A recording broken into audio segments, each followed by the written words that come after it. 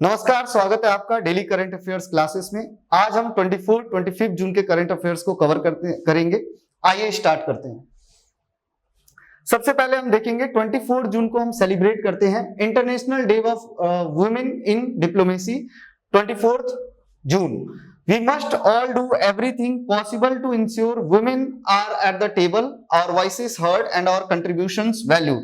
It is said by United Nations Deputy Secretary General Amina Mohammed. तो इस particular day को हम celebrate क्यों करते हैं? इसलिए करते हैं कि वुमेन्स का जो एक कंट्रीब्यूशन होना चाहिए डिप्लोमेसी में, इट मींस जैसे कि पार्लियामेंट के अंदर या पॉलिटिकल इंस्टीट्यूशंस की अगर हम बात करते हैं, वर्ल्ड वाइड अगर देखें तो यूनाइटेड नेशन के अंदर जो उनका एक व्यू पॉइंट होता है, पूरा एस्पेक्ट होता है, वो भी कवर होना चाहिए, क्योंकि हो सकता है वो डिफरेंट जो व्यू पॉइंट लेके आते हैं उसका एक सोसाइटी के डेवलपमेंट में अच्छा कंट्रीब्यूशन हो।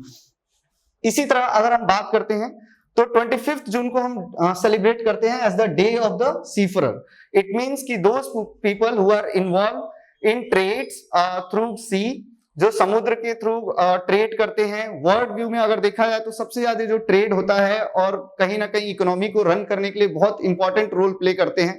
यूनाइटेड नेशन के जो सेक्रेटरी जनरल हैं, उनके अनुसार कहा जाए तो वो ये भी कह रहे हैं कि ये लोग अपनी लाइफ को थ्रेट में रख के, क्योंकि जो एक पायरेसी चल रही है रेड सी के अंदर और बहुत सारी जगहों पे इनके साथ बहुत सारी ऐसी घटनाएं हो जाती हैं जो इनकी लाइफ के लिए काफी डेंजरस हो जाता है। तो इनके कंट्रीब्यूशन को भी सेलिब्रेट किया जाता है as a 25 June day of the seafarer, right. आइए अब देखते हैं करंट अफेयर्स। जैसे कि आपको पता है कि हम डेली करंट अफेयर्स को क्वेश्चंस के थ्रू स्टार्ट करते हैं। तो सबसे पहले एक क्वेश्चन है आपके सामने, the Mukti Yoddha scheme is provided to which country by the government of India. Mukti Yoddha कह लीजिए या मुक्ति योद्धा, ये स्कीम कौन से देश को प्रोवाइड किया जा रहा है गवर्नमेंट ऑफ इंडिया की तरफ से? बांग्लादेश, नेपाल, भूटान और म्यांमार। इसी वीडियो में हम इस क्वेश्चन का आंसर भी देखेंगे। चलिए स्टार्ट करते हैं। पहला जो करंट अफेयर्स है that is Sheikh Hasina visit India Bangladesh.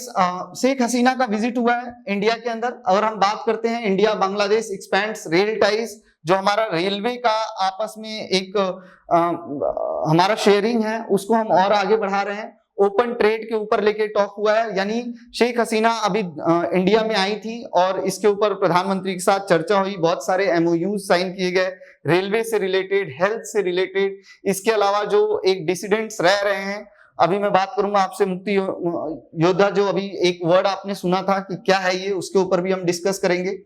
India and Bangladesh have agreed to strengthen their bilateral relationship by extending their partnership in connectivity, infrastructure and energy। कि हमारी एक बायलेटरल मीटिंग जो हुई है उसमें हमने इंफ्रास्ट्रक्चर, एनर्जी और इन सबसे रिलेटेड बात किया है। जो रिलेशन है उसको और स्ट्रॉन्ग बनाने की बात हुई है। This was agreed to by both countries after the conclusion of the 2-day visit. 2 दिन की विजिट पे आई थी बांग्लादेश की प्राइम मिनिस्टर, इनका नाम है शेख हसीना। बहुत पहले से ये बांग्लादेश की प्राइम मिनिस्टर हैं। और इसके अलावा अगर कुछ बात करते हैं तो बहुत सारे एमओयूज पे साइन किया गया है, जिसको मेमोरेंडम ऑफ अंडरस्टैंडिंग कहते हैं। ऐसे 10 एमओयू पे इन्होंने साइन किया है। She is the first prime minister foreign अगर लीडर के रूप में हम बात करते हैं तो to visit India after the Narendra Modi led government की तीसरे जो थर्ड गवर्नमेंट नरेंद्र मोदी की बनी है, जिसको मोदी 3.0 कहा जा रहा है। ये जो थर्ड टर्म था, इसमें ये पहली फॉरेन लीडर हैं जो विजिट की हैं। और अगर हम बात करते हैं, India has extended transit facility for the movement of Bangladeshi goods to Nepal and Bhutan through the Indian railway network. तो सबसे पहले जो एक रेलवे नेटवर्क के थ्रू जो गुड्स का और लोग जो पैसेज होता है, जो ट्रांसपोर्ट फैसिलिटी है बिटवीन इंडिया एंड बांग्लादेश, उसको लेके सबसे पहले यहाँ पे बात हुई है कि उसको और कैसे इंप्रूव किया जाए, उसको और कैसे एक्सटेंड किया जाए, right. Both countries agreed to extend the goods train services between Gede station in West Bengal through Darsana Chilahati वाला जो एरिया है, यहाँ पे आप मैप में भी देख सकते हैं कि पूरा एक कनेक्शन भी बना हुआ है। ये BBIN करके जो कॉरिडोर है, इसके बारे में भी हम बात करेंगे, राइट। इसके अलावा यहाँ पे बात हो रही है कि ये जो गुड्स ट्रेन है ये चलेंगी पर्टिकुलरली इन स्टेशन के बीच, West Bengal to Hasimara via Dalgaon rail head at the Indian Bhutan border and the Dalgaon rail head से लेके येट टू बिकम ऑपरेशनल। अभी जो ये पर्टिकुलर दालगांव रेल हेड है ये अभी ऑपरेशनल नहीं है, इसको अभी ओपन नहीं किया गया है। इसके अलावा rail route is a part of the BBIN। ये जो हमारा रेल रूट है 4 देशों के बीच, आप देखेंगे भूटान, बांग्लादेश, इंडिया और नेपाल, ये एक पूरा बांग्लादेश, भूटान, इंडिया, नेपाल कॉरिडोर करके है जिसको BBIN कहा जाता है। और इसमें मोटर व्हीकल्स एग्रीमेंट चल रहा हुआ है। कब हुआ था ये? It was happened in 2015. So the BBIN Motor Vehicles Agreement is a framework agreement that seeks to regulate the movement of passenger, personals and cargo vehicles। यानी जो लोग हैं, इन 4 देशों के लोग जब ट्रेवल करते हैं, चाहे पैसेंजर की बात हो, कोई सामान वगैरह जो लेके ट्रेवल कर रहे हैं, वो इस पर्टिकुलर कॉरिडोर के थ्रू उनको हेल्प मिलता है। इसी कॉरिडोर के थ्रू पैसेज होती है, रेलवे लाइन जो है बिछी हुई है और इसी के थ्रू वो आते जाते हैं, right. A new train service between राजशाही and Kolkata will be started. इसके अलावा इस पे भी साइन किया गया है कि एक नया ट्रेन सर्विस स्टार्ट किया जाएगा राजशाही से लेके कोलकाता के बीच में। इसी तरह न्यू बस सर्विस भी स्टार्ट होगी कनेक्टिंग चिटागोंग बांग्लादेश विद कोलकाता वेस्ट बंगाल के अंदर, ठीक है। 40 megawatt of power will be evacuated from Nepal to Bangladesh. अब नेपाल से बांग्लादेश में जो पावर इलेक्ट्रिसिटी का ट्रांसपोर्ट है वो होगा, और किसके थ्रू होगा? Indian electric grid. Indian electric grid मतलब इंडिया अपनी प्रोवाइड करेगा वहां पे जो इलेक्ट्रिकल सर्विसेज हैं वो सारी चीजें, और वहां से पास किया जाएगा नेपाल से जो बिजली बनती है बांग्लादेश को। A joint technical committee will be set up to renew the Ganges water sharing. Ganga water sharing treaty जो हुआ था 1996 में, उस ट्रीटी को लेके फिर से डिस्कस किया जाएगा। अब वाटर जो रिवर वाटर ट्रीटीज होती हैं, इसमें नॉर्मली ये रहता है कि अगर किसी देश से नदी पास कर रही है और डाउन अगर देखा जाए तो बांग्लादेश में जाती है गंगा नदी, ठीक है, इंडिया से निकल के, तो कितना वाटर जो है वो इंडिया यूटिलाइज करेगा, बांग्लादेश के लिए कितना वाटर रिलीज करेगा, ये सब इस ट्रीटी में है। सो गंगा वाटर ट्रीटी जो है वो 30 साल के लिए हुआ था, जो कि अब कंप्लीट हो जाएगा 2026 में, और उसके बाद फिर म्यूचुअल एक तरह से अंडरस्टैंडिंग के साथ उसमें फिर आगे की डील क्या रहेगी उसको डिस्कस किया जाएगा। India will undertake the conservation and management of the Teesta river inside Bangladesh with Indian assistance with in a mutually agreed time framework. इसी तरह अगर हम बात करते हैं तो तीस्ता रिवर का कंजर्वेशन कैसे करना है, मैनेजमेंट कैसे करना है, इसका पूरी जिम्मेदारी इंडिया ने ली है। बांग्लादेश के अंदर भी, क्योंकि तीस्ता रिवर जो है इंडिया से फ्लो करते हुए बांग्लादेश के अंदर जाती है, तो पूरी जिम्मेदारी इंडिया ने ली है और बांग्लादेश का असिस्टेंस भी इसमें प्रोवाइडेड रहेगा। India and Bangladesh share 54 reverse. अगर हम भारत और बांग्लादेश की बात करते हैं तो लगभग 54 नदियां जो हैं आपस में जो इंडिया से बांग्लादेश ऐसे जाती हैं, ठीक है। अब इसी में एक चीज और है, मुक्ति योद्धा स्कीम। तो इफ यू रिमेंबर 1972 के अंदर आपको पता होगा बांग्लादेश लिबरेशन वॉर हुआ था, और उसमें मुक्ति बाहिनी करके जो एक लिबरल फोर्सेस थी, यानी उसमें कुछ पैरामिलिट्री, मिलिट्री, बांग्लादेश के पैरामिलिट्री, मिलिट्री पर्सनल्स और सिविल पर्सनल सब लोग इंक्लूडेड थे। इंडिया ने अपना सपोर्ट प्रोवाइड किया था, ट्रेनिंग प्रोवाइड की थी, और उसके बाद वो लिबरेशन वॉर लड़ा गया था ईस्ट पाकिस्तान वेस्ट पाकिस्तान के बीच, और फिर वहां से ईस्ट पाकिस्तान अपने आप को लिबरेट करवा के बांग्लादेश का फॉर्मेशन हुआ। तो जो लोग उसमें इन्वॉल्व थे बांग्लादेश की तरफ से, इंडिया उन लोगों के डिसिडेंट्स को कुछ फाइनेंशियल सपोर्ट प्रोवाइड करता है, एजुकेशन में स्कॉलरशिप प्रोवाइड करता है, हेल्थ के मामले में अपने हॉस्पिटल्स प्रोवाइड करता है कि उनका फ्री में इलाज किया जा सके, जो बेस हॉस्पिटल होते हैं। So under the Mukti Yoddha scheme for medical patients the maximum treatment ceiling has been raised to ₹8 lakh per patient. यानी मैक्सिमम सीलिंग लगभग 8 लाख पर पेशेंट जो पहले था उसको और इंक्रीज कर दिया गया है। Mukti Yoddha scheme was launched by the government of India in 2017 for the dissidents of the Bangladeshi. As I told you, 2017 में इसको लॉन्च किया गया था। जो बांग्लादेश के अंदर जो डिसिडेंट्स हैं और लिबरेशन वॉर जो लड़े थे अगेंस्ट द पाकिस्तान, उनके डिसिडेंट्स के लिए है, ठीक है, उनके बच्चों के लिए, उनके परिवारजनों के लिए। Under the scheme every year free medical treatment is provided to 100 Mukti Yoddha patients at the Indian arm forces hospital. जैसे इंडियन आर्म फोर्सेस हॉस्पिटल में बेस हॉस्पिटल आपका आता है, तो वहां पे फ्री में उनको मेडिकल ट्रीटमेंट प्रोवाइड किया जाता है। लगभग 100 के एवरेज में देखा गया है कि इतने लोगों को प्रोवाइड किया जा रहा है। If we talk about Bangladesh, तो थोड़ा बहुत हम बांग्लादेश के बारे में समझ लेते हैं। Bangladesh country of south Asia located in the delta of the Padma, क्योंकि अब वहां पे बांग्लादेश के अंदर हम देखें तो गंगा नदी को पद्मा रिवर कहा जाता है, और उसी तरह जमुना जो ब्रह्मपुत्र है उसका नाम जमुना हो जाता है बांग्लादेश के अंदर। तो पद्मा और जमुना के बीच में उनकी जो डेल्टा बनती है नदियों का, और यहीं पे सबसे बड़ा आपको सुंदरबन डेल्टा भी देखने को मिल जाएगा। ठीक है, तो यहाँ पे बांग्लादेश आपका बसा हुआ है। कैपिटल है ढाका, करेंसी है टका, एंड इस समय जो बांग्लादेश के प्रेसिडेंट हैं इनका नाम है मोहम्मद शहाबुद्दीन शुप्पू, और प्राइम मिनिस्टर है शेख हसीना वाजी। चलिए नेक्स्ट न्यूज पे चलते हैं। BIS introduces 2 new standards to enhance safety and quality of electric vehicles in India. If we talk about electric vehicles, देखिए रिसेंटली बहुत सारी ऐसी न्यूज आई जिसमें देखा गया कि एक्सीडेंटल फायर्स, आग लग जाते हैं जो उनकी बैटरी होती है। तो ऐसी चीजों से बचने के लिए और इलेक्ट्रिक व्हीकल्स में और भी जो ड्रॉबैक्स थे उसको खत्म करने के लिए BIS ने और 2 नए स्टैंडर्ड्स सेट कर दिए हैं। इन स्टैंडर्ड्स के तहत बेनिफिट ये होगा कि फिर अब उस स्टैंडर्ड के हिसाब से इलेक्ट्रिक व्हीकल्स को फिर मार्केट में लेके आया जाएगा ताकि और सेफ्टी और सिक्योरिटी बनी रहे, right. So bureau of Indian standards BIS इसका मतलब है इंट्रोड्यूसेस 2 न्यू स्टैंडर्ड्स, 2 नए स्टैंडर्ड्स आए हैं। ये स्टैंडर्ड्स आपके अगर देखा जाए न्यूमेरिकल फॉर्म में लिखा जाता है, ठीक है, IS 185-0 और IS 18606। It aimed at enhancing the safety and quality of electric vehicles. इनकी सेफ्टी और क्वालिटी को और इनहेंस किया जाएगा। और इलेक्ट्रिक व्हीकल्स जो होता है आप देखते हैं 3 अलग अलग कैटेगरीज की होती हैं, L, M, N कैटेगरी की।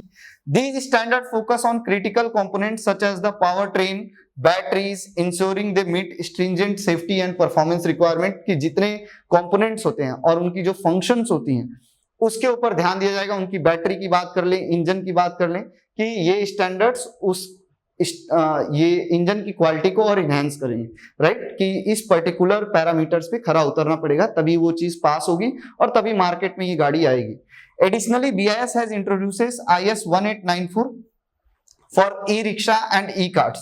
तो अभी तक आप देखते थे जो पर्सनल आती हैं कार्स वगैरह जो आती थी इलेक्ट्रिक व्हीकल्स, उनको कवर किया जा रहा था इसमें, लेकिन अब इसमें और कार्स के अलावा जो स्कूटी थी, इलेक्ट्रिक स्कूटी, वो भी कवर हो रही थी। अब ई रिक्शा और ई कार्ड्स आ गए हैं आज के टाइम में, तो इनको भी एक तरह से जो इनके लिए स्टैंडर्ड बना हुआ था उसको और ज्यादा बढ़ा दिया गया है कि इस पे खरा उतरना चाहिए। Covering their construction and functionality to ensure the safety of drivers and passengers, right? So with this new addition, BIS now has total of 30 standards dedicated to electric vehicles. तो अब इनके 2 और नए एडिशन के साथ अब टोटल 30 ऐसे standards हो गए हैं कि अगर कोई कंपनी इलेक्ट्रिक व्हीकल्स बना रही है तो इन 30 स्टैंडर्ड्स के जो पैरामीटर्स हैं उस पे उसको खरा उतरना पड़ेगा अगर अपने इलेक्ट्रिक व्हीकल्स को मार्केट में लेके आना है तो, राइट, ताकि प्रमोट करे sustainable and efficient transportation in India. Focus on safety, अब ये जो स्टैंडर्ड है they focus on safety and performance of electric vehicles, we have discussed about it. इसके अलावा it establishes safety standard for E rickshaw and E carts, ये वाला जो standard है IS 18294 2023 में जो बना था, ये ई रिक्शा और ई कार्ड्स के लिए बनाया गया था, covering various aspects from construction to functionality. The introduction of these standard marks a significant step towards enhancing the safety and quality of electric vehicles। तो इससे क्या होगा, सेफ्टी और क्वालिटी और इनहेंस की जाएगी। And as you all know बहुत सारी जगह पे ऐसा देखने को मिला, खासकर जो ओला स्कूटी का नाम आ जाता है इसमें, कि उसको कई जगह ऐसे वीडियोस वगैरह में दिखाया गया कि अचानक से स्कूटी के अंदर आग लग गई, ठीक है। So by setting stringent safety requirements for power trains and batteries, these standards ensure that electric vehicles on Indian roads are reliable and secure, कि अब ये रिलायबल है, सिक्योर है। बहुत सारे लोगों के मन में ये डर आ जाता है अगर ये फायर कैच कर ले रही है तुरंत इतनी जल्दी, गर्मी इतनी बढ़ गई है कि उसके कारण भी ये डर बन गया है, ठीक है। सो ऑब्वियसली ये उस चीज को एक लोगों को एक सेफ्टी सिक्योरिटी प्रोवाइड करेंगे। अगर हम बात करते हैं BIS की, तो bureau of Indian standard is the national standard body of India under department of consumer affairs, ministry of consumer affairs, food and public distribution, government of India. तो BIS जो है वो आपका department of consumer affairs, ministry of consumer affairs के तहत आता है। Food and public distribution government of India है जो ये कवर करती है ब्यूरो ऑफ इंडियन स्टैंडर्ड्स को। इसमें जो स्टैंडर्ड सेटअप किए जाते हैं, अब इसमें देखिए आप अगर देख रहे हैं तो कंज्यूमर अफेयर्स आ जाता है। तो कंज्यूमर से रिलेटेड जो भी चीजें आती हैं मार्केट के अंदर, उनके लिए कुछ स्टैंडर्ड सेट किए जाते हैं ताकि वो चीजें उनमें कोई कमी ना हो और जिसके कारण लोगों को कोई नुकसान ना हो। So it is established by the bureau of Indian standard act. कब एस्टैब्लिश किया गया था? 2016 में, which came into effect from 12 October 2017. As a national standard body, it has 25 members drawn from central or state government, industry, scientific and research institutions and consumer organizations की मतलब इसमें expert 25 member की ये पूरी कमेटी होती है, expert होते हैं और ये उसके हिसाब से अपना एक स्टैंडर्ड सेटअप करके रखते हैं कि इस स्टैंडर्ड के हिसाब से ही मार्केट के अंदर ये चीज अवेलेबल होनी चाहिए। इसका हेडक्वार्टर कहाँ है? नई दिल्ली के अंदर है। चलिए नेक्स्ट न्यूज पे चलते हैं। UP to establish world's first Asian king vulture conservation and breeding centre in Maharajganj. तो यूपी के अंदर पहला, अब ये आप देखेंगे वल्चर की एक स्पीसीज है जिसको बोलते हैं Asian king vulture, right, you can see here. इनके लिए कंजर्वेशन और ब्रीडिंग सेंटर जो है वो एस्टैब्लिश किया जा रहा है। कहां पे किया जा रहा है? यूपी के महाराजगंज में, राइट। तो वर्ल्ड का फर्स्ट, दुनिया का पहला ऐसा कंजर्वेशन एंड ब्रीडिंग सेंटर होगा। किसके लिए? फॉर एशियन किंग वल्चर्स, जिनको हम और क्या बोलते हैं?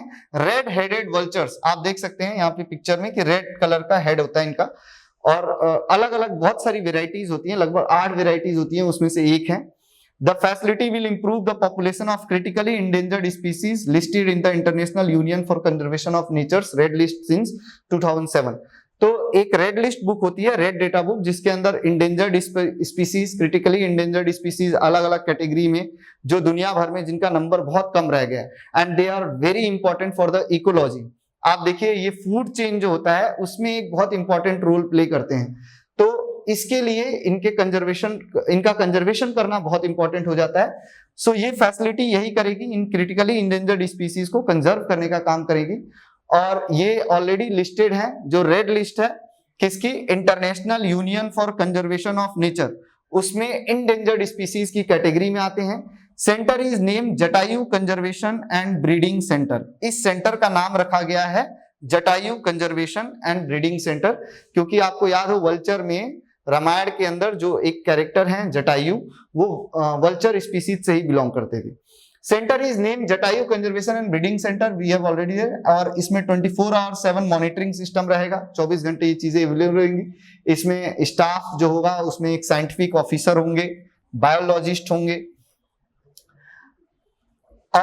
एक बहुत ही जो फैक्ट की बात है वल्चर्स के बारे में कि they make one partner in their entire life, कि अपने पूरे जीवन में एक पार्टनर केवल बनाते हैं और वो जो एक पार्टनर है वो केवल एक एग ले करता है, उसके अलावा और नहीं। तो एक सबसे बड़ा एक्सटिंक्शन इनके इंडेंजर्ड होने के पीछे या इनके एक्सटिंक्शन के पीछे जो रीजन आ रहा है वो यही है कि जीवन भर में सिर्फ एक पार्टनर बनाना और एक ही अंडा ये ले करते हैं। So that's why their monitoring is our highest priority, ऐसा कहा जा रहा है। Asian king vultures are endangered due to the loss of their habitats and the excessive use.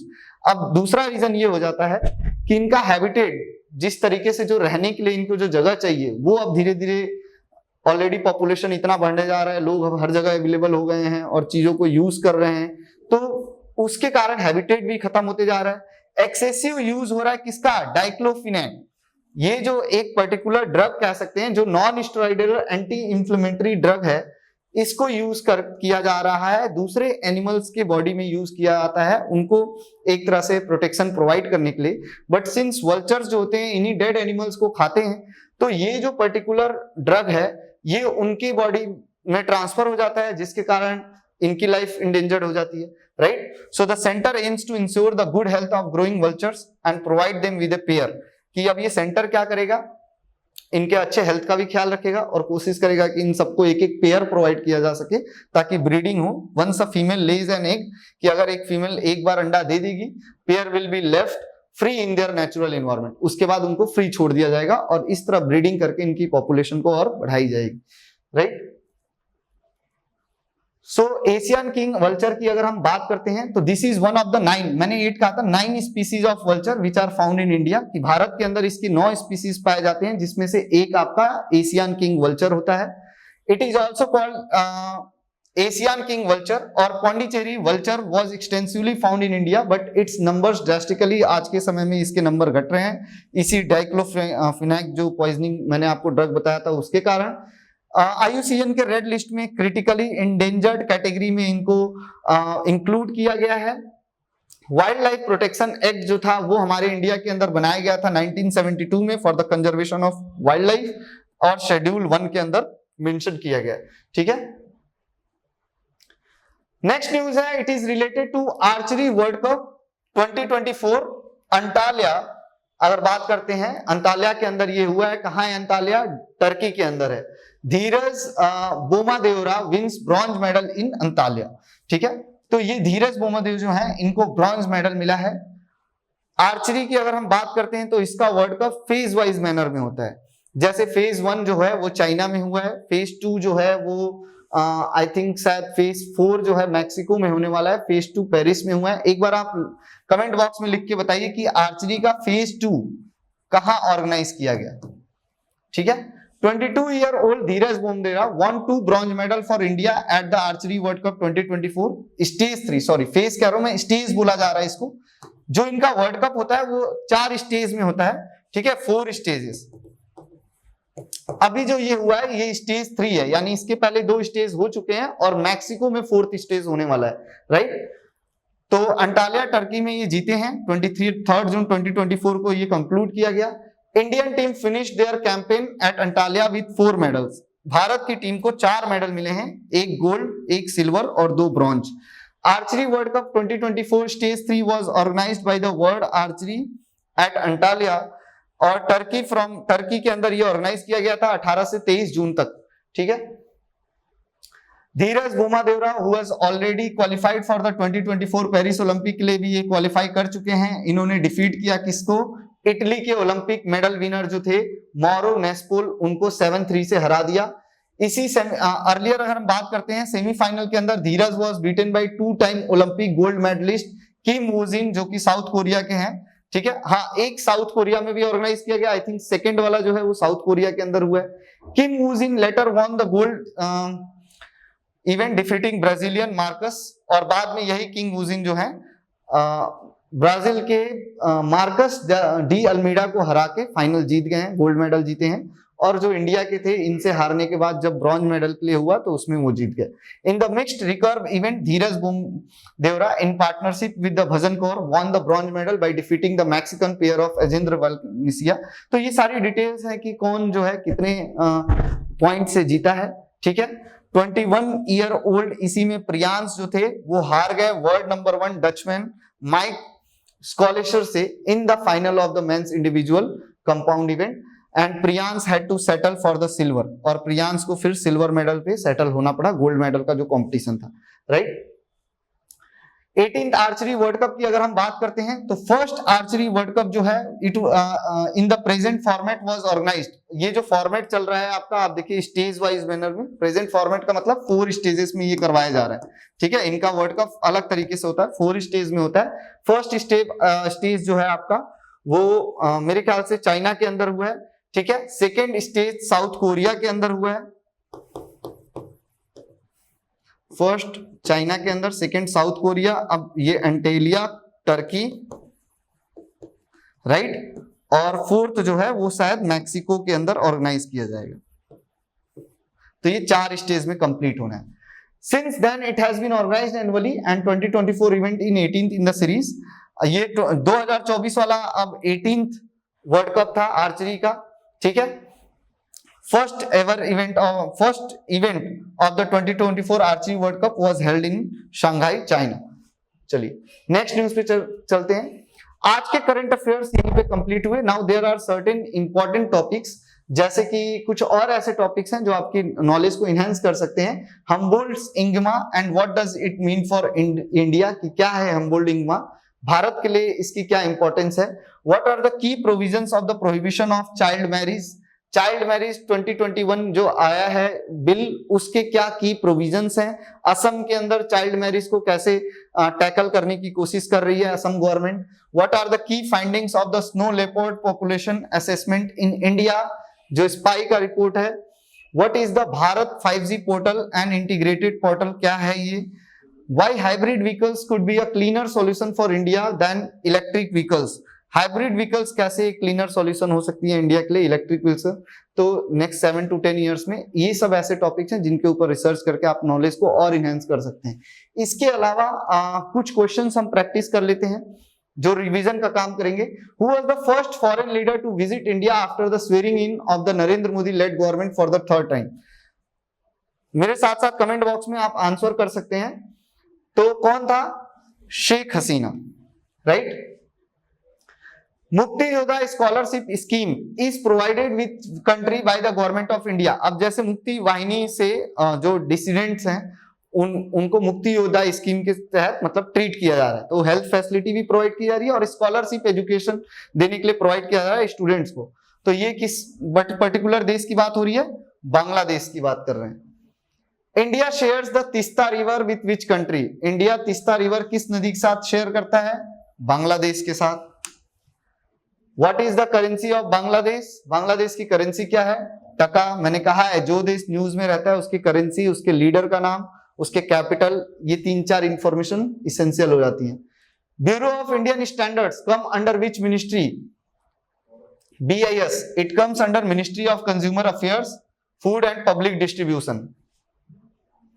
Where to establish first Asian king vulture conservation and breeding centre? कहां पे establish हुआ है? Established in Maharajganj, Uttar Pradesh. Where was the archery world cup 2024 stage 3 held? Stage 3 archery world cup का कहां हुआ है? Turkey के अंदर। Which medal Dheeraj बोमदेवरा wins at archery world cup 2024 stage 3?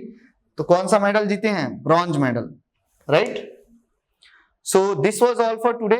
I hope this is helpful for your preparation also. Thank you. See you in the next class. Bye bye.